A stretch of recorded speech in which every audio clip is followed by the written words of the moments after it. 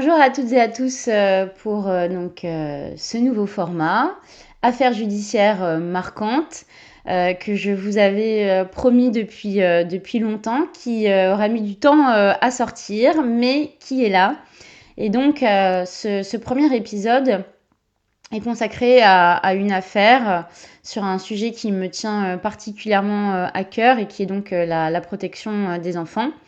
Et qui est donc cette affaire que l'on appellera l'affaire de l'ASE du Nord, donc ASE pour aide sociale à l'enfance, et des enfants qui ont été placés dans le département de manière tout à fait illégale.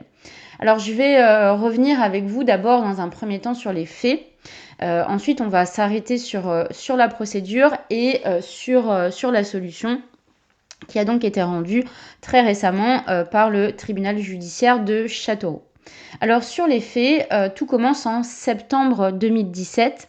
Un adolescent hospitalisé à la suite d'une supposée chute de vélo se réveille après une semaine de coma. Il refuse alors de retourner chez son tuteur et dénonce les violences qu'il y subit auprès du personnel médical. Le personnel médical effectue donc un signalement au procureur de la République. Vous le savez peut-être, mais le corps enseignant, le corps médical, notamment, a la possibilité de signaler des faits qui relèvent pour lui de maltraitance sur enfant directement auprès du procureur de la République. Le procureur de la République déclenche donc une enquête et cette enquête révèle l'existence d'un réseau organisé accueillant des enfants depuis 2010 sous la forme associative, donc association loi 1901, sans agrément, ni déclaration officielle de la dite association, et ce jusqu'en 2017. Deux des principaux accusés dans cette affaire ont ainsi créé en 2016 une association appelée Enfance et Bien-être, ce qui est par ailleurs tout à fait risible, qu'ils ont présenté à l'ASE du Nord comme une structure accueillant des mineurs et on fait croire leurs compétences en la matière. Cependant, ni l'association, ni les familles accusées, là, dans cette affaire, ne remplissaient à la fois l'exigence d'agrément qui est délivrée par le conseil départemental pour les associations en matière de protection de l'enfance, et par le service de l'aide sociale à l'enfance par ailleurs, pour les familles qui souhaitent accueillir des enfants placés. Plus largement, personne dans cette affaire ne respecte l'encadrement légal qui est celui qui est posé par le Code de l'action sociale et des familles pour l'accueil et le placement des enfants. Alors en matière de transparence, en matière de formation, en matière de décence du logement, il y a bien d'autres critères qui de toute façon n'ont pas été respectés pour l'accueil et le placement de ces enfants, vous l'aurez compris. Chaque famille, sollicitée par cette pseudo-association non déclarée, intégrait ainsi le réseau et accueillait jusqu'à 6 enfants ou adolescents au sein donc de chaque famille. Les familles étaient indemnisées au nombre d'enfants accueillis, bien évidemment, c'est le système qui fonctionne comme ça.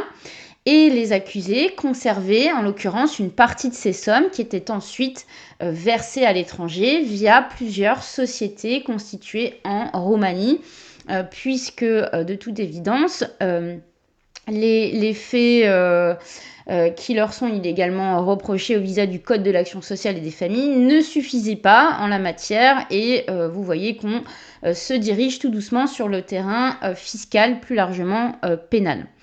Au total, plus de 630 000 € ont été déboursés par l'ASE du Nord pour l'accueil et le placement de ces enfants, ce qui correspond à peu près donc à l'accueil d'une soixantaine d'enfants.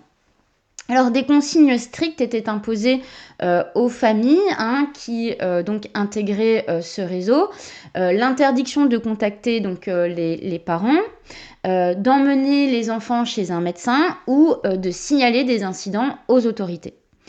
Certains éducateurs avaient tenté d'alerter l'ASE, donc des éducateurs qui auraient été en contact de près ou de loin avec ces enfants placés, sur cette situation, mais leurs signalements n'ont pas été suivis d'effet par l'ASE, et la directrice de l'ASE a même par la suite admis un manque de vigilance face à un homme, donc cet homme à la tête de ce réseau, qu'elle considérait comme arrangeant, je cite, et digne de confiance. Plusieurs enfants ont témoigné au cours de l'enquête et puis plus tard, décrivant des violences physiques innommables, des strangulations notamment, des humiliations, des travaux forcés sur des chantiers ou au domicile des accusés, souvent sans protection. Malgré des preuves accablantes, les principaux accusés ont quant à eux minimisé les faits, prétextant des recadrages, voire s'agissant de des violences physiques, de simples tapes. Alors, quant à la procédure, le signalement initial, vous l'avez compris, a été fait en septembre 2017, ce qui a donc déclenché l'enquête. Plus tard, donc, une audience s'est tenue en octobre 2024 au sein du tribunal judiciaire de Châteauroux, permettant ainsi d'entendre les victimes et les accusés. Et le jugement a donc été rendu le 18 décembre 2024, donc tout récemment. Les chefs d'accusation incluaient notamment des violences, du travail dissimulé en bande organisée, l'accueil de mineurs sans déclaration préalable, l'administration de substances nuisibles, pour ne citer que.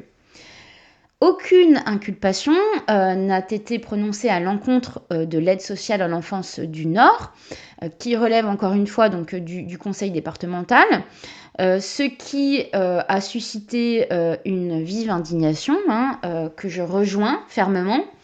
Les victimes et l'opinion publique, bien évidemment, dénoncent les manquements graves de cet organisme face à ses responsabilités, notamment ce qui concerne la vérification des familles d'accueil et le suivi des fonds qui sont versés. Puisque, je le rappelle, c'est de l'argent public. Alors, la solution a été, donc, le jugement a été rendu par la chambre correctionnelle du tribunal judiciaire de Châteauroux le 18 décembre 2024. Et ce dernier a donc condamné le principal accusé à 6 ans de prison ferme avec un mandat de dépôt et une amende de 20 000 euros. Son bras droit, donc celui qui serait lui aussi donc à la tête du réseau, a été condamné à 4 ans de prison, une amende de 5 000 euros. Ce dernier a par ailleurs été condamné à 20 ans de réclusion criminelle pour des faits de viol incestueux. Les parents de l'homme à la tête du réseau, puisqu'en fait tout aurait démarré par eux, ont également été condamnés. Le père à 12 mois de prison et une amende de 10 000 euros. La mère à 10 mois de prison et une amende de 20 000 euros. Les familles d'accueil ont été relaxées du chef d'accusation de bande organisée, ont été condamnées par contre à des amendes plafonnées à 3 000 euros. L'ASE, quant à elle, est totalement absente tout au long du procès. Elle pourrait normalement faire l'objet d'une plainte des parties civiles. C'est d'ailleurs ce qu'envisage leur avocat, qui a donc annoncé son intention de poursuivre l'organisme pour manquement volontaire dans la vérification des familles, facilitant ainsi des abus graves, notamment des violences sexuelles signalées par l'une des victimes. Alors plus largement, et ça sera certainement mon mot de fin, cette affaire met en lumière des défaillances que je juge systémiques de l'ASE, puisque en réalité ces affaires sont plurielles dans le paysage judiciaire et alimentent plus généralement un débat qui devrait être au cœur des préoccupations politiques, à savoir la nécessité d'une réforme structurelle dans l'intérêt des enfants qui sont placés.